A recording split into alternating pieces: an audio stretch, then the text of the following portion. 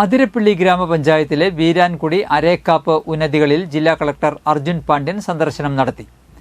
കാലവർഷം രൂക്ഷമാകുമ്പോൾ പ്രദേശവാസികൾ നേരിടുന്ന പ്രശ്നങ്ങൾക്ക് പരിഹാരം കാണുന്നതിന്റെ ഭാഗമായിരുന്നു സന്ദർശനം.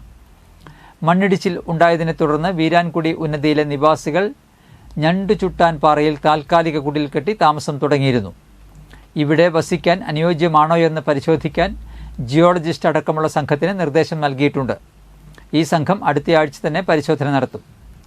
അരേക്കാപ്പ് ഉന്നതിയിൽ നിലവിൽ 28 കുടുംബങ്ങളാണുള്ളത്. സ്ഥിരമായി മാറ്റി താമസിപ്പിക്കുന്നതിന് നടപടി സ്വീകരിക്കണമെന്ന് പ്രദേശവാസികൾ ആവശ്യപ്പെട്ടു. അതേസമയം കാട് വിട്ടുമാറി താമസിക്കാൻ ചെറിയ വിഭാഗം വിമുഖതയും പ്രകടിപ്പിച്ചു. എത്ര പേർ പോകാൻ തയ്യാറാണെന്ന് അറിയാൻ ഊരുകൂട്ടം ചേർന്ന് തീരുമാനമെടുക്കാൻ നിർദ്ദേശം നൽകി. മാരാംകോടും വെറ്റിലപ്പാറയുമാണ് പ്രദേശവാസികൾ മാറി താമസിക്കുന്നതിന് ആവശ്യപ്പെട്ടത്.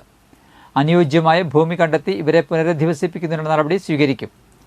ഈ സ്ഥലങ്ങളിലും ഉടനെ പരിശോധന നടത്താൻ വനം, ജിയോളജിസ്റ്റ് ഉൾപ്പെട്ട സംഘത്തിന് നിർദ്ദേശം നൽകി. ഊരുമൂപ്പൻ, മറ്റ് ജനപ്രതിനിധികളെ കൂടി ഉൾപ്പെടുത്തി ഇവരുടെ സമ്മതത്തോടെയാണ് പരിശോധന നടത്തുക. തുടർന്ന് മാറി താമസിക്കാൻ തയ്യാറാകുന്നവരെ മാറ്റിപ്പാർപ്പിക്കാനുള്ള ശ്രമങ്ങൾ നടത്തുമെന്നും ജില്ലാ കളക്ടർ അർജുൻ പാണ്ഡ്യൻ അറിയിച്ചു. തുടർന്ന് മലക്കപ്പാറയിലെ ട്രൈബൽ OP ക്ലിനിക്കും സന്ദർശിച്ച് സ്ഥിതിഗതികൾ വിലയിരുത്തി. ക്ലിനിക്ക് തുടർന്നും പ്രവർത്തിപ്പിക്കുന്നതിനുള്ള നടപടികളും ഉടൻ സ്വീകരിക്കും. ഗതാഗത സൗകര്യം, ബാങ്കിംഗ് സൗകര്യം, അക്ഷയ സെന്ററുകൾ ഉണ്ടാവണമെന്ന ആവശ്യങ്ങളും മലക്കപ്പാറ നിവാസികൾ മുന്നോട്ട് വച്ചു. ഇത്തരം അപര്യാപ്തതകൾ പരിഹരിക്കുന്നതിനുള്ള നടപടികൾ സ്വീകരിക്കുമെന്നും ജില്ലാ കളക്ടർ അറിയിച്ചു.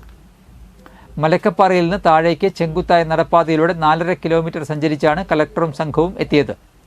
സന്ദർശനത്തിൽ അതിരപ്പള്ളി ഗ്രാമപഞ്ചായത്ത് president advocate Athira Devaraj, vice president Sauminilal, വാർഡംഗം നാഗലപ്പൻ, മലയാറ്റൂർ DFO കുറ ശ്രീനിവാസ്, ജില്ലാ പട്ടികവർഗ വികസന officer Herald John, tahsildar Majeed, tribal extension officer, മറ്റ് വനം, റവന്യൂ, പോലീസ് വകുപ്പുകളിലെ ഉദ്യോഗസ്ഥർ എന്നിവർ സംബന്ധിച്ചു.